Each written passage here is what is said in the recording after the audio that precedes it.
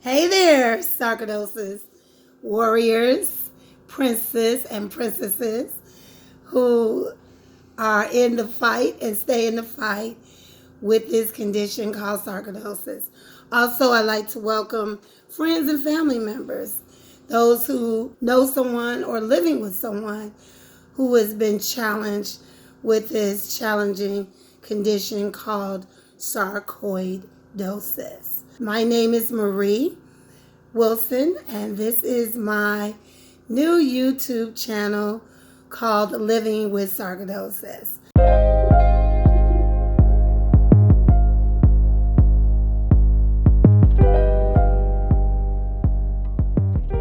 A little bit about myself and the reason why I've been encouraged to creating this channel. I was initially diagnosed with sarcoidosis in 1996. I woke up unable to breathe. I struggled. I knew it was painful also to breathe. And also my background is that I'm a registered nurse. So I knew that I had pneumonia in my left lung where the pain and the struggle was actually coming from. At the time I was married and told my husband to take me to the hospital, to which he did.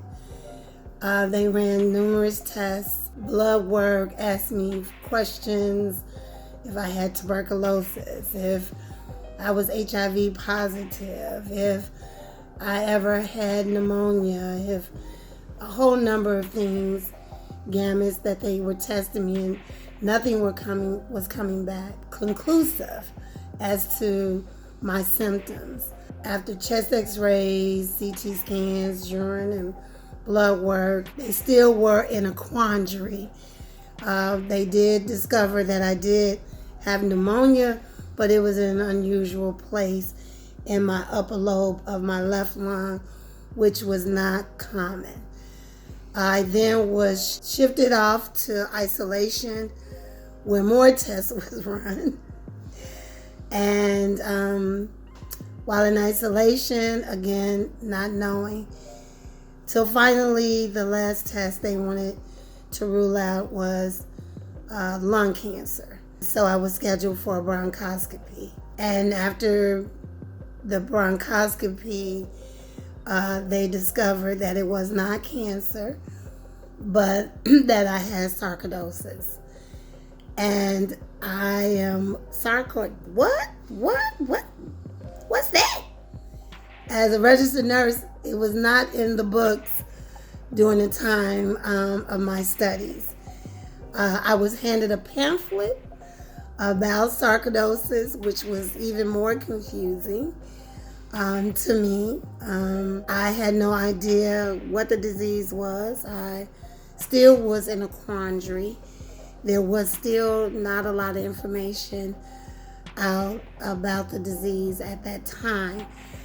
I reached out to many people, talking to many people, discovered that some of my friends' husbands and others had it, but they had it and it went away. And some had it and it stayed. I was treated with high dose of prednisone, 60 milligrams, to take every day. At the time of my diagnosis, I was a size 8, and being on the steroids, I went from an 8 to a 22 in about 35 days, which I was quite familiar. Again, as I said, I'm a registered nurse with the potential side effects of steroids. But I was better. I felt better. I was then tapered off, told to follow up with the doctor, which I did, and figured it was gone. Was okay. Fine. Some time had passed and I was tired.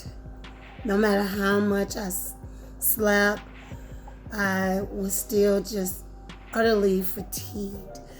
I could sleep for 8 hours and still be so tired. I had no strength, no energy to care for my family, to helping my children who were small at the time, with schoolwork, dressing, getting dressed for school, preparing their breakfast, doing anything. I just couldn't. And I didn't understand why.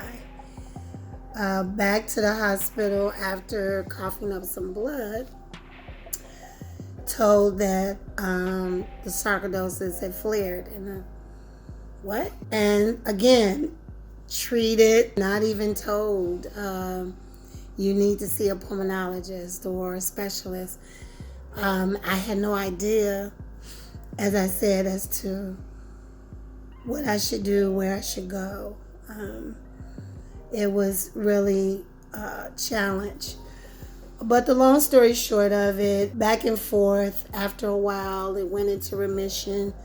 Again, not knowing. I was at the time undergoing a lot of stress in my marriage, which I didn't know at the time was a huge determining factor of my constant flares with the sarcoidosis. In 2003, after a doctor's visit with my primary, became short of breath. Was with a friend who took me, and we were headed for lunch, and met up with my brother. I could not breathe. I couldn't even take a step in front of me. Felt like I was just about to pass out. They took me to the emergency room, where I was rushed into the resuscitation room and told later that my left lung had completely collapsed. And the right lung was so scarred that it was no way able to give me enough oxygen that I needed. They put a chest tube in. I was placed on a regular floor. They initially talked about ICU, which I prayed I didn't have to. So I was on a regular floor, but lucky for me, some of the nurses recognized me, and when I was discharged, they reached out to a pulmonologist by the name of Dr. Robert Cohen. When I got home, I still couldn't breathe. Just to think about it,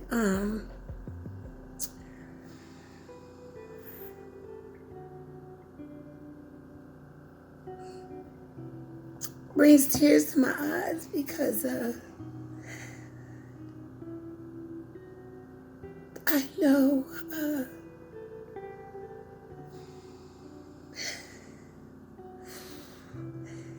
to not be able to take a step, to not be able to get your breath or to do anything, even just to walk or talk. Such a challenge, and I couldn't breathe. And I didn't know where my help was. And but I'm so grateful to God for sending so many people in my life. Because of what these former colleagues had done, they reached out to a Dr. Robert Cohen. And by the time I got home from this follow-up visit with a doctor, with another physician, he said, oh, well, you know what it feels like for your lung to collapse. Just keep your appointments. But I couldn't breathe. I couldn't breathe. Dr. Rosen was his name, out of St. Luke's Presbyterian here in Chicago. He was moonlighting over in Cook County where I went. But I came home still not being able to breathe and not knowing still much of nothing about this disease and its effect on my body or even what to look for. I got a phone call once I arrived home from the office of Dr. Robert Cohen, and he got on the phone and he said, are you famous? And I said, no, I'm not famous. Why? He said, well, I've gotten so many phone calls that I need to take care of you. And I said, I didn't know. So I said, well, I've already saw Dr. Rosen. And he said, well, it's up to you. And I said, no, I'll schedule the appointment. Again, I'm not even thinking about a second opinion or anything. I just tired and just could not breathe. So nonetheless, I did see him. I carried with me all my medical records. He went through them. He was quite impressed that I kept them. And then he began to explain to me my pulmonary function test, the results. And he was bold and direct and educated me on what the numbers meant and told me I was losing lung capacity. And I told him what Dr. Rosen told me, that I will make it to C40. At the time I was 36. And Dr. Cohen looked me square in the eyes and said, "You won't make it for 4 days. You are losing lung capacity every day. And right now your lung capacity is at 40%. And I cried. And I told him I didn't know anything about the disease. But if he could help me, I'll do whatever he tells me to do.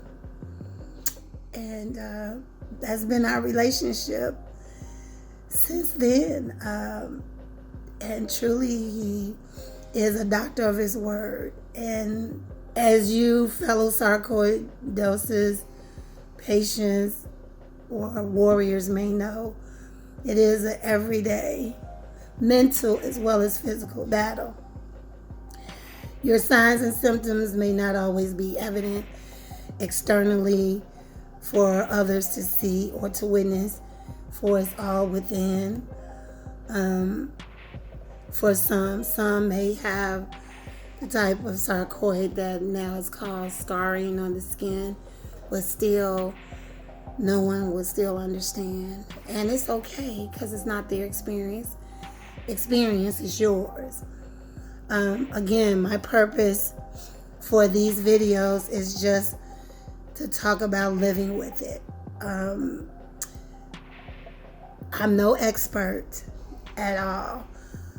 I will share with you some of my ins and outs, ups and downs. Some things that I've found to be helpful, some things that I've found over the years to be destructive. Also, and how to navigate with providers, insurance as well, and what questions to ask, and how to even educate yourself and your loved ones. So a lot of various topics that this channel will address. Again, I'm not an expert. I know sarcoid can affect every system in the body, but I just wanted to give my story. I am a mom of 6, a grandmother of 2, older sister, host of family, host of friends, loved ones. So again, it's just a channel to offer you support, offer you some ways to navigate, and most importantly, to hopefully help you live victoriously through this disease. That you are a warrior, even when you're down, even when you're tired, even when you don't feel like it, even when you throw in the towel, even when you cry your many nights, even when you can't take anymore. You still are a warrior, and you still are here. So I hope you enjoy what's to come. I hope my intro wasn't too long. Love you guys. Stay encouraged. If you're tired later, you will find as you come and visit me, I am a little bit crazy. Humor has been my best medicine. Laughter has been my best pills to take. So, but I'm never not insensitive. And if any of you find that I am, please let me know, because it's not my intent. But I will say that I love being me. So, with that, hope to see you soon. Look for more to come. Have a wonderful day. Bye.